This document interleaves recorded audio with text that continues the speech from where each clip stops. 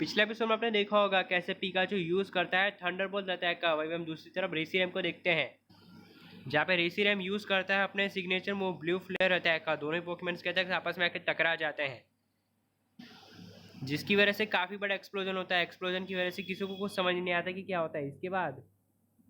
इसके बाद चारों तरफ उस जगह पे स्मोक स्मोक फिर जाता है। स्मोक की वजह से किसी को कुछ समझ नहीं आ रहा था कि क्या होता है। इसके बाद अब देखिए आगे, स्मोक के गायब होते हम क्या देखते हैं कि रेसीरैम अपने दोनों पैरों पर सही सलामत खड़ा होता है। वहीं पे हम दूसरी तरफ एस के पिकाचू को देखते हैं। जो कि वो भी खड़ा होता है, यानी कि दोनों ही पोकेमॉन्स ने एक दूसरे को काफ़ी अच्छी टक्कर दी थी। दोनों ही पोकेमॉन्स ने एक दूसरे को काफ़ी सारा डैमेज कर दिया था, लेकिन दोनों में से अभी तक कोई भी हार मानने को तैयार नहीं था। इसके बाद हमें ओल्ड मैन को देखते हैं, जो कि ऐसे बोलते हैं, ऐस मानना पड़ेगा तुम्हारा पिकाचू काफ़ी ज़्यादा स्ट्रॉन्ग है। मैंने इतना स्ट्रॉन्ग पोकेमॉन अपनी दुनिया में आज तक कभी नहीं देखा। पिकाचू रेसीरैम को काफ़ी अच्छी टक्कर दे रहा है, लेकिन देखना यह है कि क्या तुम्हारा पिकाचू रेसीरैम को डिफीट कर पाएगा। वेल, ये तो थोड़ा मुश्किल है कहना, लेकिन मुझे इतना ज़रूर पता है कि तुम्हारा पिकाचू रेसीरैम को डिफीट ज़रूर कर देगा। इसके बाद अभी हम जॉन को देखते हैं, जो कि ऐसे बोलता है, ऐस डैड की बात बिल्कुल सही है। मुझे तुम्हारे पिकाचू पे पूरा विश्वास है, वो ये बैटल ज़रूर जीतेगा और तुम्हें ये बैटल जितवा के रहेगा। मुझे तुम पे और तुम्हारे पिकाचू दोनों पे बहुत ही ज़्यादा भरोसा है। इसके बाद हमें ब्रॉक को देखते हैं, जो कि ऐसे बोलता है, ऐस रही बात ओल्ड मैन और जॉन की, तो मैं उन दोनों की बात में पॉइंट तो है, लेकिन हाँ एक चीज़ का तुम्हें ध्यान रखना है कि पिकाचू पहले राउंड में हार ना जाए, नहीं तो तुम्हारी बहुत बड़ी बेइज्जती हो जाएगी। और वेल, रही बात अगर बैटल्स की, तो उसकी चिंता तुम मत करो, लेकिन हाँ अपनी वाली बैटल में ध्यान दो। पिकाचू का जीतना ज़रूरी है। इसके बाद तुम्हें मैच को देखते हैं, जो कि बोलता है, ये तो बहुत ही अच्छी बात है। चलो पिकाचू, इस बैटल को यहीं पे ख़त्म करते हैं। अपनी पूरी फुल पावर का यूज़ करो पिकाचू, यूज़ करो इलेक्ट्रो बॉल अटैक का। पिकाचू ऐसे ही करता है। इसके बाद तुम्हें मैच के पिकाचू को देखते हैं, जो कि है ना इलेक्ट्रो बॉल बनाने लगता है, लेकिन धीरे धीरे करके पिकाचू का इलेक्ट्रो बॉल है ना साइज में बड़ा होने लगता है। ऐस को कुछ समझ नहीं आता कि क्या होता है। इसके बाद दूसरी तरफ मैच को देखते हैं, जो कि बोलते हैं, ये क्या हो रहा है। ओल्ड मैन बोलते हैं, यार इतना बड़ा इलेक्ट्रो बॉल मैंने आज तक अपनी लाइफ में कभी नहीं देखा। पिकाचू इतना बड़ा इलेक्ट्रो बॉल कैसे बना सकता है, ये तो इम्पॉसिबल है। पिकाचू साइज में अपने नॉर्मल साइज के चलते पिकाचू काफ़ी बड़ा इलेक्ट्रो बॉल बना रहा होता है। ओल्ड मैन बोलते हैं, ये तो बहुत ही अच्छी बात है। पिकाचू के जाइंट इलेक्ट्रो बॉल से रेसीरैम की हालत ख़राब हो सकती है। इसके बाद तुम्हें ब्रॉक को देखते हैं, जो कि ऐसे बोलता है, ऐस तैयार हो जाओ, लगता है पिकाचू अपना बहुत बड़ा मूव यूज़ करने वाला है। वो जाइंट इलेक्ट्रो बॉल अटैक का यूज़ करके रेसीरैम को ख़त्म करने वाला है। अब रेसीरैम का काम तमाम होने वाला है। अब रेसीरैम को कोई नहीं बचा सकता हारने से। इसके बाद तुम्हें मैस को देखते हैं, जो कि ब्रॉक से बोलता है, ब्रॉक तुम्हारी बात बिल्कुल सही है।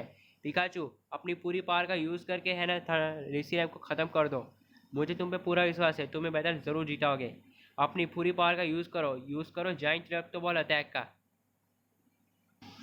पिकाचू ऐसे ही करता है। पिकाचू अपने साइज में एक बहुत ही बड़ा जाइंट इलेक्ट्रो बॉल बनाने लगता है। पिकाचू ने अब तक अपनी पूरी पावर का यूज़ करके काफ़ी बड़ा इलेक्ट्रो बॉल बना लिया था।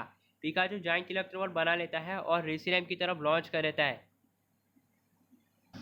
वहीं पे हम रेसीरैम को देखते हैं, जो कि उड़ते हुए पिकाचू के पास जाकर कहता है कि लगता है तुम ऐसे नहीं मारने वाले। मुझे किसी भी तरह करके तुमको हराना होगा, तभी तुम यहाँ से जाने वाले, तभी तुम यहाँ से हारोगे।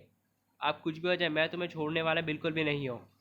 इसके बाद तुम्हें रेसीरैम को देखते हैं, जो कि जोर जोर से चिल्लाने लगता है। अचानक रेसीरैम की पूरी बॉडी ग्लो करना स्टार्ट कर देती है। किसी को कुछ समझ नहीं आता कि क्या होता है। इसके बाद तब हम जॉन को देखते हैं, जो कि अपने डैड से बोलता है, डैड ये क्या चल रहा है।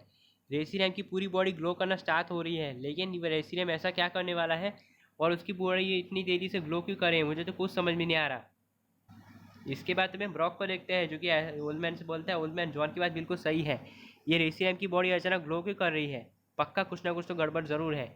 रेसीरैम तो कुछ बड़ा मूवी यूज़ तो नहीं करने वाला। अगर ऐसा हो तो बहुत बड़ी दिक्कत हो जाएगी।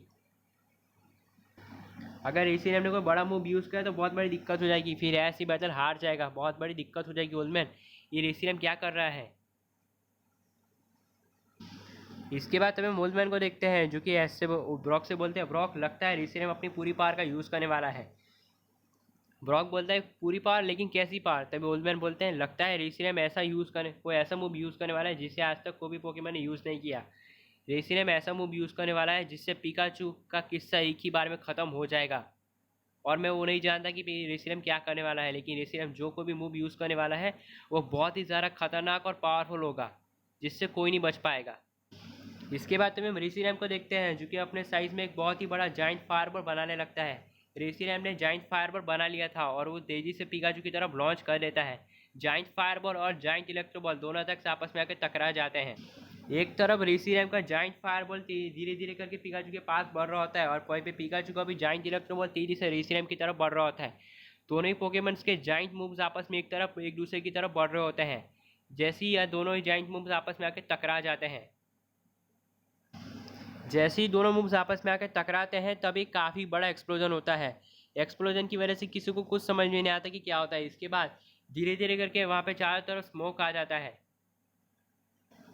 स्मोक की वजह से किसी को कुछ समझ में नहीं आता कि क्या होता है। इसके बाद धीरे धीरे करके सब लोग स्मोक के हटने की राह देखते हैं। स्मोक इतना ज़्यादा होता है कि वो हटने में काफ़ी सारा टाइम लगा रहा होता है, लेकिन फाइनली काफ़ी देर वेट करने के बाद फाइनली चारों तरफ वहाँ से स्मोक हट जाता है।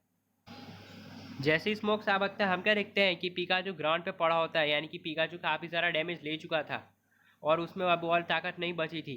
वहीं पे हम दूसरी तरफ रीसीरम को देखते हैं। जो कि दूसरी तरफ खड़ा होता है। रीसीरम बोलता है कि एस बोलता है कि ये क्या हुआ, रीसीरम नहीं हारा। तभी सब लोग काफ़ी ज़्यादा डिसअपॉइंटेड हो जाते हैं। एस भी डिसअपॉइंटेड हो जाता है कि पिकाचू है ना रीसीरम से हार गया। लेकिन थोड़ी देर बाद अचानक एक चमत्कार होता है जिसे देख के सब लोग शॉक हो जाते हैं। रीसीरम अचानक ज़मीन पे गिर जाता है, किसी को कुछ समझ में नहीं आता कि क्या होता है। इसके बाद तभी हम दूसरी तरफ एस के पिकाचू को देखते हैं। एस का पिकाचू खड़ा हो चुका था, फिर एस का पिकाचू खड़ा हो जाता है और फिर हम दूसरी तरफ पिकाचू को देखते हैं जो कि तेज़ी से दौड़ते हुए एस के पास जाता है और एस के गले लग जाता है। वह एस से बोलता है कि मैंने कर दिखाया, मैंने रीसीरम को हरा दिया। एस तो पिकाचू के गले लग जाता है और कहता है कि पिकाचू शाबाश, तुमने कर दिखाया। तुमने सिर्फ रीसीरम को हराया बल्कि मेरी इज्जत भी बचा ली। तुमने कर दिखाया, तुमने रीसीरम को डिफीट कर दिया, वेल डन। इसके बाद तब हम ब्रॉक जॉन दोनों को देखते हैं। दोनों एक दूसरे के आपस में गले लग जाते हैं। फिर जॉन बोलता है कि यस ब्रॉक, एस ने कर दिखाया, एस ने रीसीरम को डिफीट कर दिया। तो ब्रॉक बोलता है तुम्हारी बात बिल्कुल सही है जॉन, एस ने रीसीरम को डिफीट कर दिया और उसने इसी के साथ अपना पहला टारगेट भी अचीव कर लिया है। इसके बाद ओल्डमैन तभी एस के पास जाता है और एस से कहता है कि एस कॉन्ग्रेचुलेसन, तुमने कर दिखाया। तुमने ना सिर्फ एक रीसीरम को हराया बल्कि तुमने साबित कर दिया कि तुम दुनिया के सबसे बेस्ट ट्रेनर में से एक हो। इसके बाद तभी हम जॉन को देखते हैं जो कि एस से बोलता है कि एस कॉन्ग्रेचुलेसन, तुमने कर दिखाया, तुमने रीसीरम को हरा दिया।